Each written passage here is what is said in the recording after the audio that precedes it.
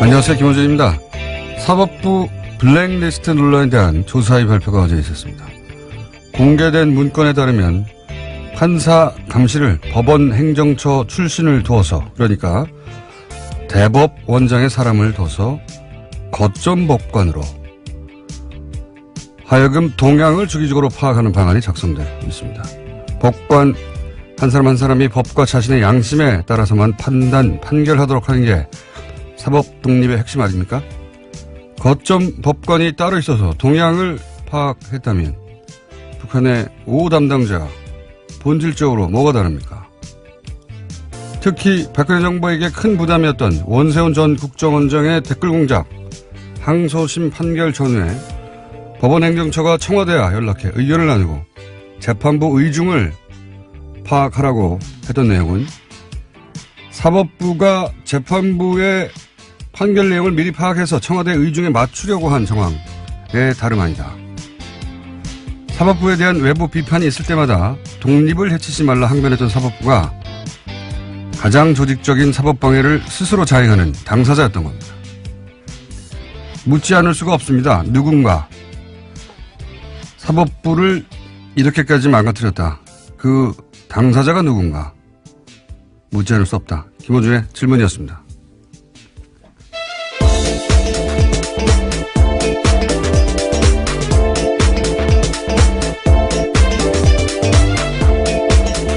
시사인의 김은지입니다. 네.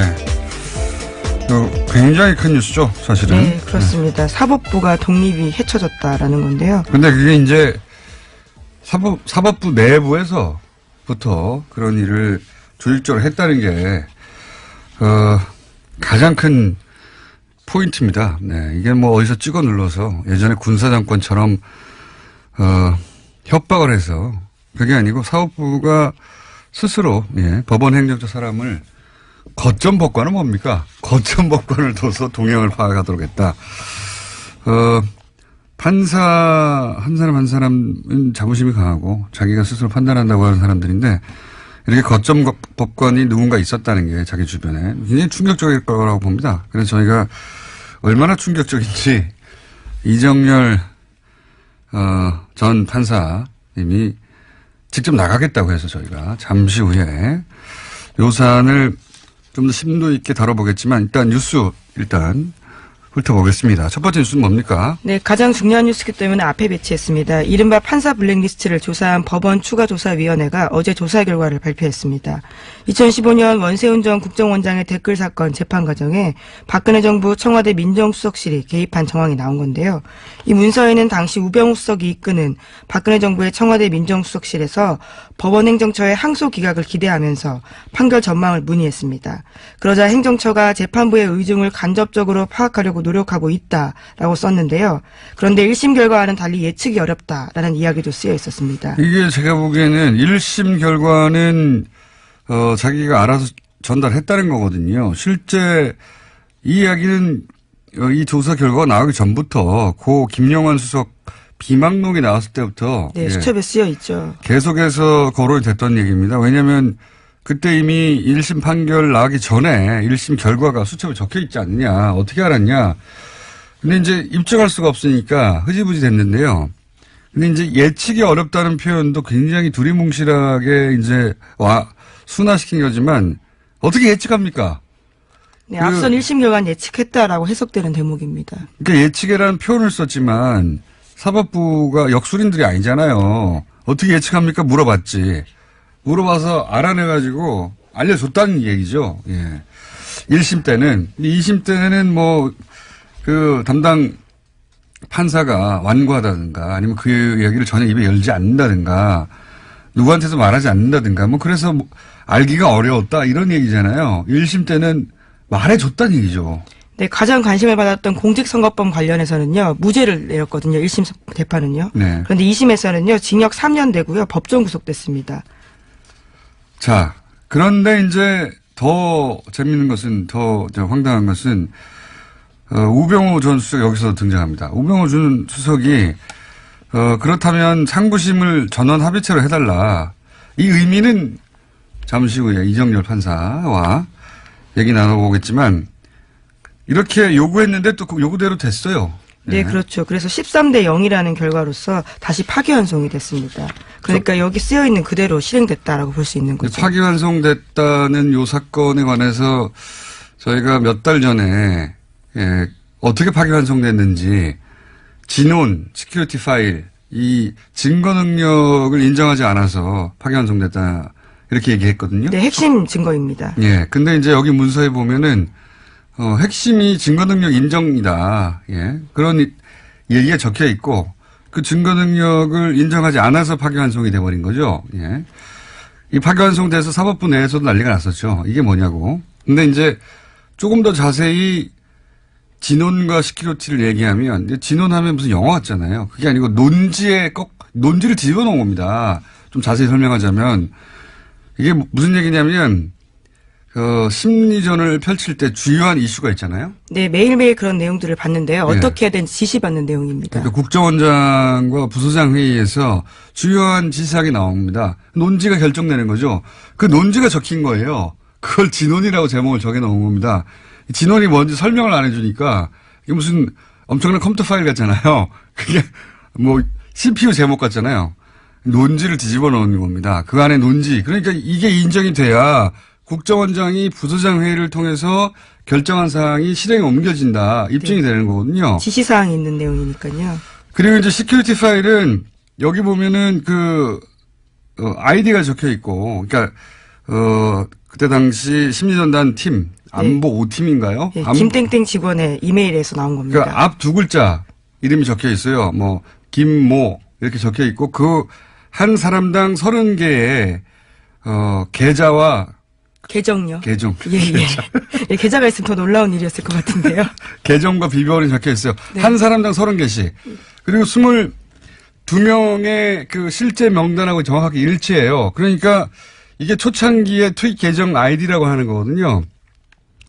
이것도 이런 논지가 결정되면 이런 사람들이 퍼뜨렸다. 결정적인 거죠. 예, 심리전의 범위가 확 넓어지는 겁니다. 예. 그러니까 지시사항을 그대로 수행했다. 이거는 뭐 이게 인정되면 흔히 말하는 요즘 빼박인 거죠. 빼박. 그런데 이거를 증거 능력을 인정하지 않았어요. 왜 인정하지 않았냐?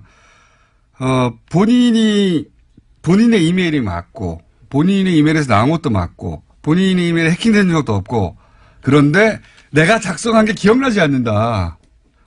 예, 갑자기 그렇게 부인했습니다. 처음에 재판 나왔을 때만 하더라도 그렇게 이야기 안 했는데요. 어디서 코치를 받고 왔는지 두 번째 재판 나왔을 때 그렇게 말을 바꿨거든요. 본인의 이메일이고 그리고 해킹된 적도 없고 자기께 맞으면 부인할 수가 없잖아요. 그래서 부인하지 않았어요. 근데 갑자기 부인을 합니다. 기억나지 않는다고. 그랬더니 증거 능력이 없다고 파기환송을 해버린 거, 이거 황당한 일이 벌어졌는데 그게 그냥 벌어진 게 아니라 이런 주고받는 상황에서 이런 일이 벌어졌다는 겁니다. 예, 대법원 행정처가 코치했다라고 볼 수밖에 없는 상황이죠. 당연히 그렇게 의심을 할 수밖에 없는 겁니다, 이제. 그런 일이 그러니까 특정 재판에 대해서 사실은 이렇게 끌고 가야 되겠다고 청와대와 사법부의 법원 행정처에서 계속 의논했던 거죠. 그래서 이렇게 하면 된다. 그래서 그 방향으로 가서 실제 그렇게 얼토당토하는 결과를 내버린 거예요. 네, 그 증거가 나온 겁니다. 이번에 물증이요. 더 황당한 것은 지금 이게 이제 사법부가 자체적으로 그 당시 그 당시 행정처에서 쓰이던 그 주요한 그 컴퓨터를 다 열어본 게 아니에요. 다 네, 열어본 그렇습니다. 게 아니고 지금 법원 행정처에서는 거부했어요. 달라 그러는데. 거부를 해가지고 키워드 검색을 한 겁니다. 또 똑같이. 국방부 자체 조사가 우리가 신뢰할 수 없다고 하는 이유 중에 하나가 압수수색을 못하게 하는 거 있잖아요. 마찬가지입니다. 여기서는 키워드 검색을 해서 걸린 것만 나온 거고요. 게다가 그 컴퓨터에서 발견된 파일이 그런 방식으로 한 760개 정도 되는데 이 중에 300개는 이미 삭제된 거예요. 760개를 그럼 다 열었냐? 열지 못했어요. 760개 대부분을 열지 못하고, 왜냐하면 거기 비밀번호가 걸려있기 때문에 비밀번호가 걸려있는 걸 열지 못하고 나온 게 이 정도예요. 네, 사실 비밀번호 걸려있는 것도 설정을 풀 수 있는데요. 해당 판사들이 비밀번호를 알려주지 않아서 열어보지 못하고 있다고 합니다. 이게 조사도 아니에요, 제대로 된.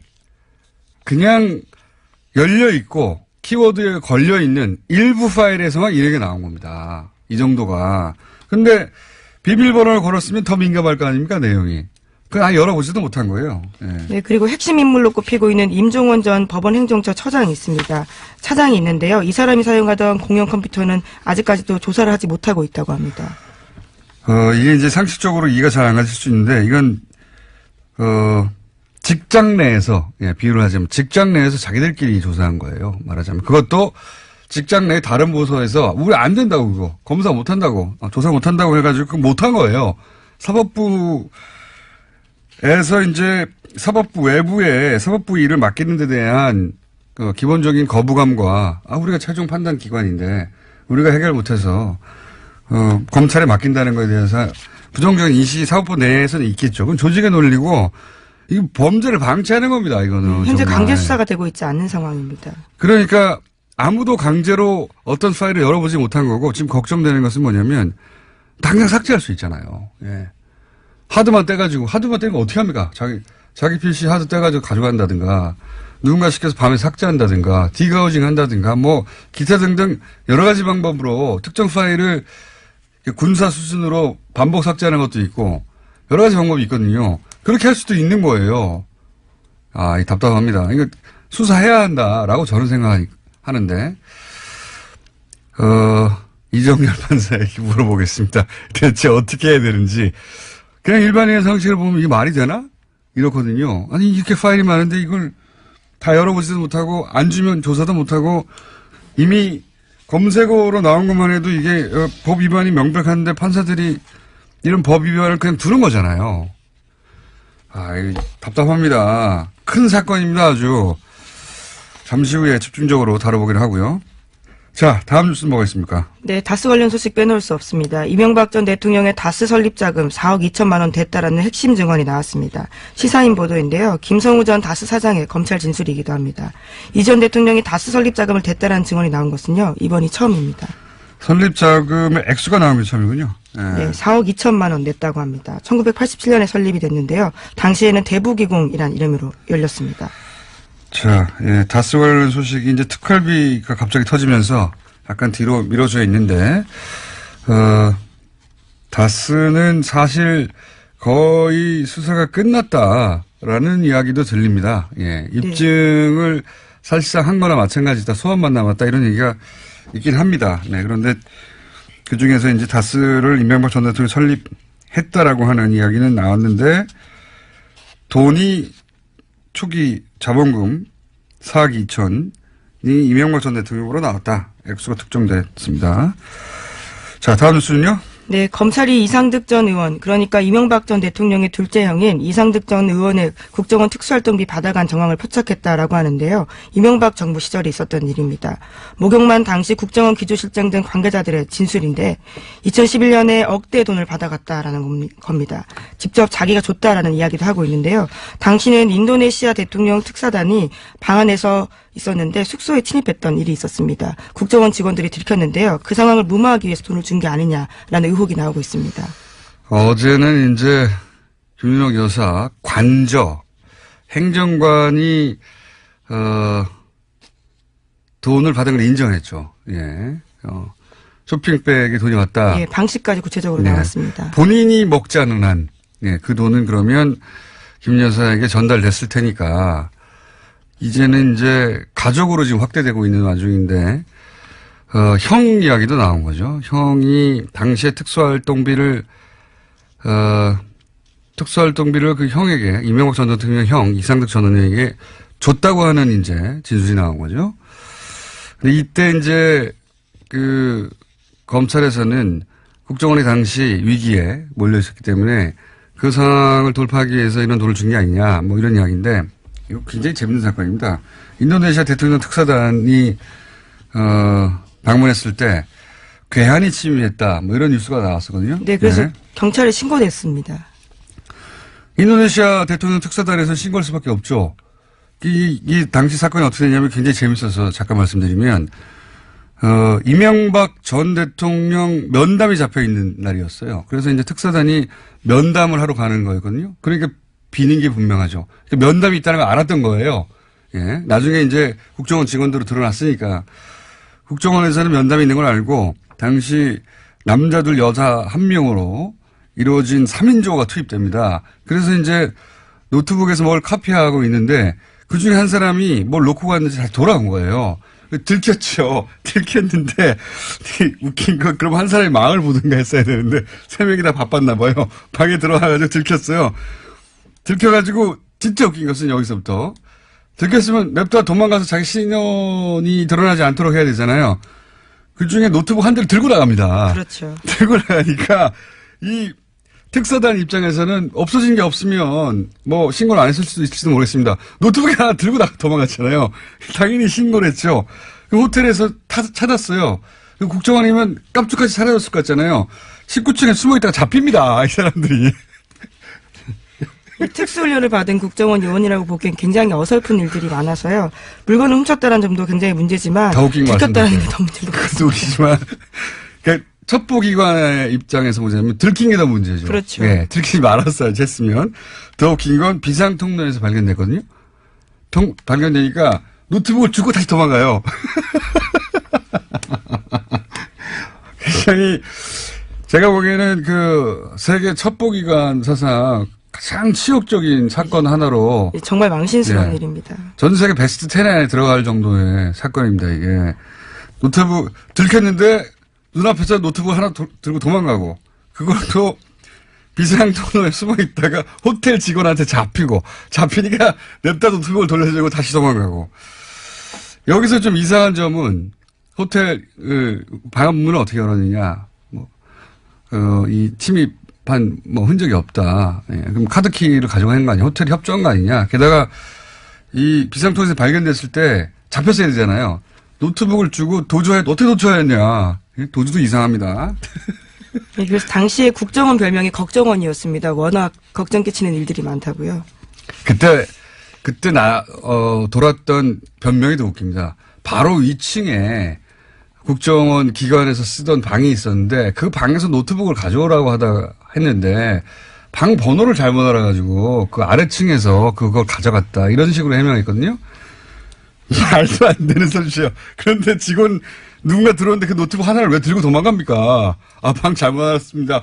해명해야 되죠. 예, 말도 안 되는 소리인데 어쨌든 그렇게 웃긴 사건이었습니다. 이게 생각이 나서 댓글 공작이 아무래도 치중하다 보니까 정보기관 본연의 역할을 제대로 못하는 게 아닌가. 굉장히 치욕적인 사건이었고 그래서 이제 또 질타를 받다 보니 이런 식으로 국면을 넘기려고 당시 이제 이상득 전 의원 같은 경우에는 그 형님이고 힘이 막강했으니까 로비를 한 게 아닌가. 당시 예산이 줄어든다든가 이런 일이 있을까봐 이런 의구심을 가지고 이제 있는 거죠. 예, 의심을. 이제 소환해서 추궁한다고 합니다. 자. 네, 어제 압수수색도 있었습니다. 웃긴 사건이었습니다. 그때 특활비가 건네졌을 줄이야. 자, 다음 뉴스는 뭡니까? 네, 어제 박근혜 전 대통령 재판의 증인으로 안봉근 전 비서관이 나왔습니다. 안 전 비서관은 박근혜 전 대통령에게 보고할 때 최순실 씨가 있었다라는 진술을 했는데요. 문고리 3인방으로 불린 이재만, 안봉근, 정우성 전 비서관이 있는데 이 세 사람이 보통 일요일 오후 3, 4시 청와대 관저에서 박근혜 전 대통령에게 업무를 보고했다고 합니다. 이때 최순실 씨가 옆에 있었다라고 합니다. 옆에 있었던 것까지는 놀랍진 않아요. 이제 놀랍지 않은데 이 상하관계가 여실히 드러나는 증언이에요. 그러니까 문고리 3인방은 김기춘, 예, 막강했던 김기춘 비서실장조차 문고리 3인방을 어려워했다고 하거든요. 근데 이제 최순실 씨는 전혀 어려워하지 않았던 거죠. 예. 최순실 씨는 문고리 3인방도 어려워하지 않았을 뿐만 아니라 박근혜 전 대통령도 어려워하지 않았어요.